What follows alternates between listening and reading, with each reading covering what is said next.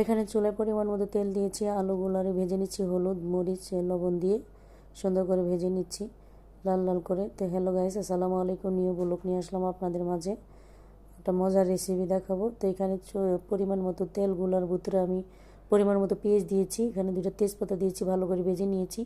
1 চামচ হলুদের গুঁড়া, 1/2 চামচ মরিচের গুঁড়া, আদা রসুনের পেস্ট 1 চামচ দিয়েছি, লবণ দিয়েছি 1 চামচ। এখানে মাংসগুলো ভালো করে মশলাগুলো কষিয়ে দিয়ে দিলাম। আমি কিন্তু কাঁচামরিচ পেস্টও দিয়েছি, এখানে গরম মশলার গুঁড়াও দিয়েছি। আমি দারচিনি এলাচের এখন গুঁড়োই ব্যবহার করি। তো বলক এসেছে, এখানে হলুদ সিদ্ধ করে নিচ্ছি চুলায়, কাঁচা হলুদ জমিতে হয়েছে। তো ভালো করে কষানোর পরে এখন আমি আলুগুলো দিয়ে দিলাম। এখানে চুলায় রান্না করলে কত কালি হয় সেগুলোই দেখালাম। তো এখন দিয়ে দিলাম ঝোলটা আমি দিয়ে দিলাম। তো আমাকে যারা ইউটিউব থেকে দেখছেন, আমার ইউটিউব চ্যানেলের নাম নাজমা নাগর, অবশ্যই আমার চ্যানেলটাকে সাবস্ক্রাইব করে দিবেন। যারা আমাকে ফেসবুক থেকে দেখছেন অবশ্যই ফলো দিয়ে দিবেন। কেমন হলো অবশ্যই জানাবেন। সব শেষে দিয়ে দিলাম জিরার গুঁড়া। আল্লাহ হাফিজ।